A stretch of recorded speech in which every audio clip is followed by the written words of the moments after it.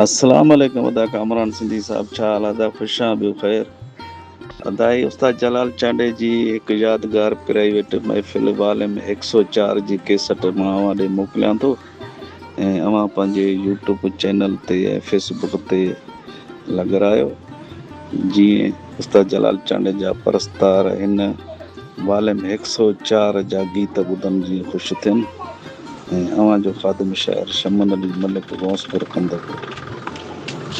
मोड़ बद महबूब मिठड़ा हिन सगोरी रात में, मोड़ बद महबूब मिठड़ा हिन भलारी रात में।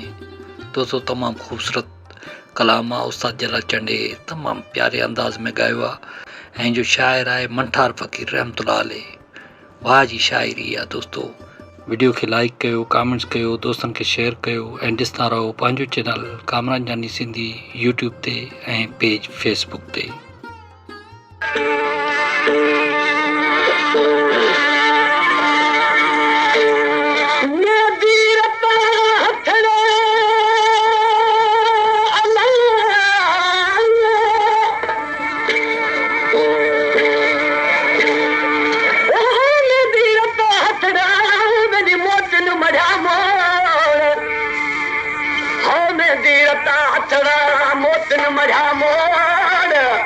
जानी सदी जोड़ अच आलम के उजारियो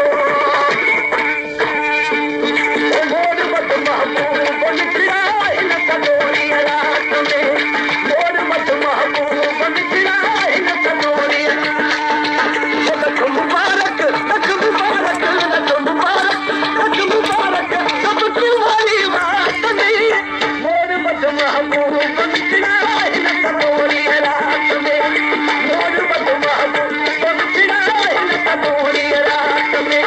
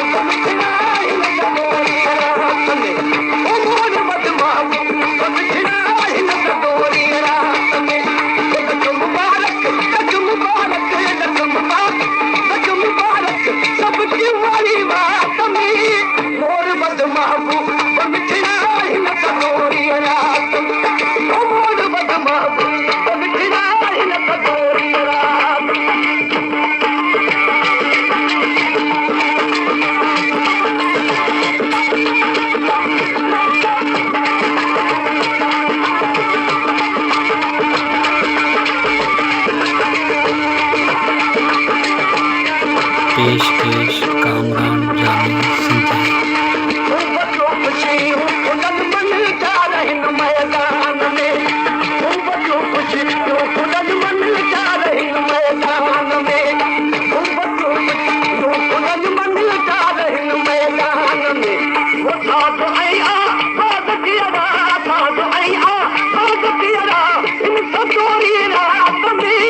मोर मध महबूब बन हिन कटोरी